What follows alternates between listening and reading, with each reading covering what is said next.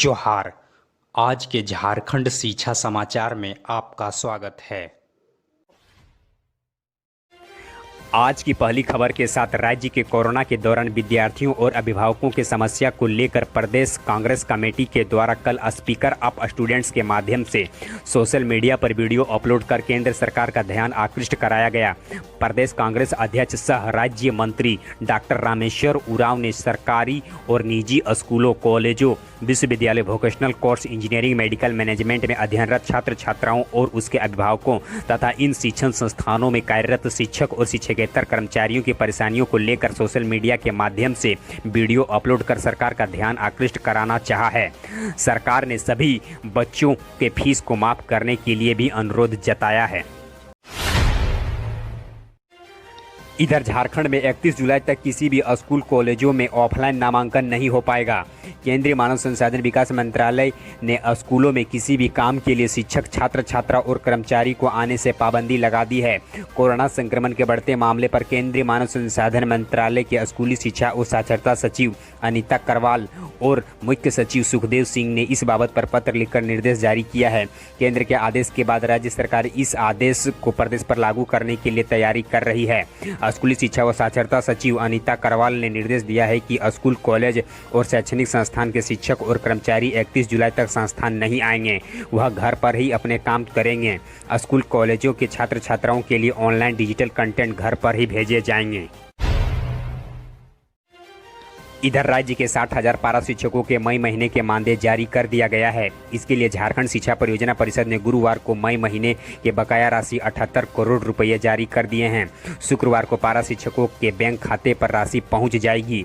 पारा शिक्षकों को अप्रैल महीने के बकाया मानदेय 78 करोड़ रुपये भी सोमवार को जारी कर दिया गया था, जिसका भुगतान मंगलवार को उन्हें हो चुका है। साथ ही बता दें कि अशिक्षित पारा शिक्षक और जिनका प्रशिक्षण रिजल्ट अब तक क्लियर नहीं हुआ है, उन्हें भुगतान नहीं किया गया है। इधर छठी जेपीएससी के सफल उम्मीदवारों की नियुक्ति पर रोक लगाने से हाईकोर्ट ने इनकार कर दिया है। प्रदीप राम व अन्य याचिका पर गुरुवार को सुनवाई के दौरान जस्टिस एसके द्विवेदी की अदालत ने कहा कि जेपीएससी की सिफारिश पर नियुक्ति करने से अदालत फिलहाल रोक नहीं लगाएगी। इस मामले पर विस्तृत सुनवाई करने के लिए 5 अगस्त की तिथि निर्धारित कर दी गई है। प्रार्थी की ओर से अदालत को बताया गया है कि छठी जेपीएससी के परिणाम जारी करने और नियुक्ति प्रक्रिया में कई गड़बड़ी की गई है। मुख्य परिणाम पर रोक लगाने के लिए हाईकोर्ट में कई याचिका पर सुनवाई जारी है। कोर्ट ने मामला पर लंबित रहने के दौरान जेपीएससी ने सफल उम्मीदवारों की सूची राज्य सरकार को भेज दी है और सरकार ने भी इस सिफारिश पर मंजूरी दे दी है। सरकार की मंजूरी के बाद सफल उम्मीदवारों को विभिन्न सेवाओं के लिए नियुक्ति की जा सकती है। इधर राज्य के पूर्व शिक्षा मंत्री सह वर्तमान विधायक श्री बंधु तिर्की ने कोरोना संकट के चलते सीबीएसई की ओर से कक्षा 9 से 12 तक के सिलेबस में कटौती किए जाने का विरोध किया।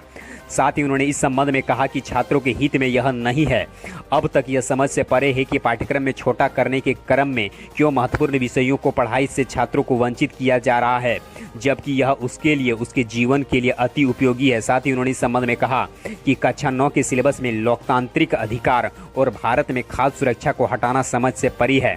इसी प्रकार उन्होंने कहा कि कक्षा 10वीं के पाठ्यक्रम में लोकतांत्रिक राजनीतिक के 4 अध्याय, लोकतंत्र और विविधता, लिंग, धर्म और जाति, लोकतांत्रिक संघर्ष और आंदोलन और लोकतंत्र के लिए चुनौतियों से हटाया जाना भी उन्होंने दुखदपूर्ण बताया। इधर राज्य में मैट्रिक का रिजल्ट जारी होने के साथ ही अब स्कूल, कॉलेजों में इंटरमीडिएट में नामांकन की तैयारी शुरू हो गई है। कुछ कॉलेजों में जहां नामांकन प्रक्रिया शुरू कर दी गई है, वहीं कुछ कॉलेजों में अगले सप्ताह से प्रक्रिया शुरू कर दिए जाएंगे। राज्य के सरकारी +2 उच्च विद्यालय में भी नामांकन को लेकर राज्य के जिला शिक्षा पदाधिकारी से दिशा निर्देश दे दिया गया है। इधर राज्य के कॉलेजों में इंटरमीडिएट ऑनलाइन एडमिशन की प्रक्रिया शुरू हो गई है। वेबसाइट के माध्यम से विद्यार्थी ऑनलाइन आवेदन कर सकते हैं। इधर राज्य में सभी जिले के सरकारी स्कूल खुलने पर छात्र छात्राओं को पक्का हुआ मध्याह्न भोजन की जगह पर सूखा राशन मिलेगा।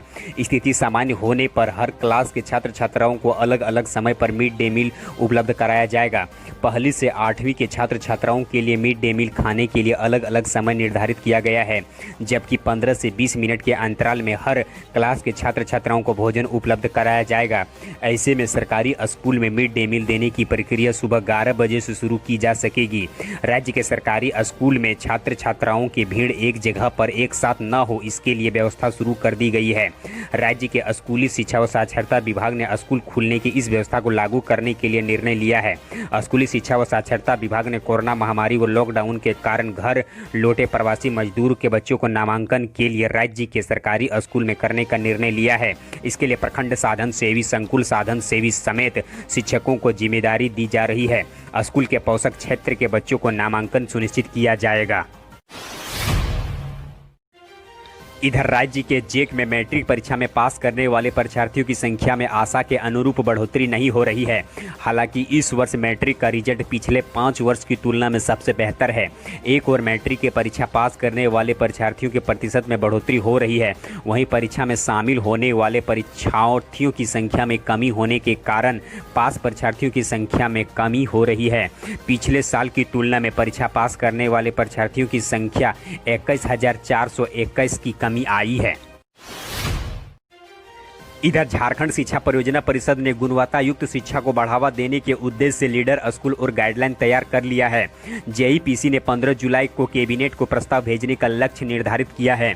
इससे पहले मुख्यमंत्री को प्रेजेंटेशन दिखाया जाएगा। इस काम को लेकर एक टाइम फ्रेम से प्राप्त करने के लिए राज्य परियोजना निदेशक उमा शंकर सिंह ने गुरुवार को अधिकारियों के लिए शेड्यूल तैयार किया है।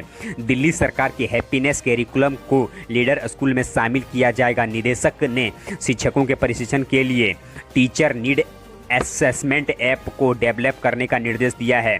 शिक्षकों के अंग्रेजी में 4 महीने के लिए ऑनलाइन ट्रेनिंग होगी, ताकि अंग्रेजी माध्यम से बच्चों को पढ़ाने में दिक्कत न हो। साथ ही बता दें कि लीडर स्कूलों का संचालन आवासीय विद्यालयों में होगा। इधर राजधानी में अखिल भारतीय विद्यार्थी परिषद ने 72वीं वर्षगांठ गुरुवार को प्रांत कार्यालय में मनाई। सबसे पहले सुबह को कार्यालय में झंडोत्तोलन किया गया और अखिल भारतीय विद्यार्थी परिषद के संघर्ष और कार्यों के बारे में बताया गया। झंडोत्तोलन राष्ट्र मंत्री श्री विनीता इंदवार और राष्ट्रीय कार्यकारिणी सदस्य डॉक्टर पंकज कुमार के द्वारा किया गया।